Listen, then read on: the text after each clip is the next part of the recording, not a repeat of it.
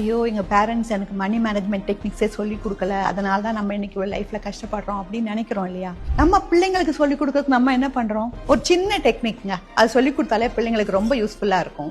ஒரு பாட்டில் எடுத்துட்டு ஒன்னு பூஜை ரூம்லயோ இல்ல டைனிங் டேபிள்லயோ அந்த பாட்டில வச்சிடலாம். அதுக்கப்புறம் அந்த பிள்ளைங்க கிட்டயோ குடும்பத்துல எல்லாருக்கிட்டையுமே எங்கெங்க பைசா கிடைக்குதோ அதெல்லாம் எடுத்துட்டு வந்து அந்த பாட்டிலுக்குள்ள போடுங்க அப்படின்னு சொல்லுவோம். அந்த பாட்டில் வந்து ஃபுல்லான பிறகு அந்த குழந்தையவே விட்டு கவுண்ட் பண்ண சொல்லலாம். அதுக்கப்புறம் அந்த மணி எவ்வளவு வந்திருக்கோ அதை வச்சு அன்னைக்கு டேட்ல ஸ்வீட்டோ ஐஸ்கிரீமோ வேற ஏதாவது தின்பண்டங்களோ எல்லாருக்குமா சேர்த்து வாங்கி அன்னைக்கு அதை செலிப்ரேட் பண்ணலாம். இது வந்து எதனால என்ன ஆகும் அப்படின்னு கேட்டீங்கன்னா, அந்த குழந்தைக்கு அப்சர்வேஷன், அப்புறம் கவுண்டிங், அப்புறம் ஷேரிங், அப்புறம் சேவிங், இந்த மாதிரி எல்லா ஹேபிட்ஸும் அந்த பிள்ளைக்கு கண்டிப்பா நல்லபடியா உருவாகும்.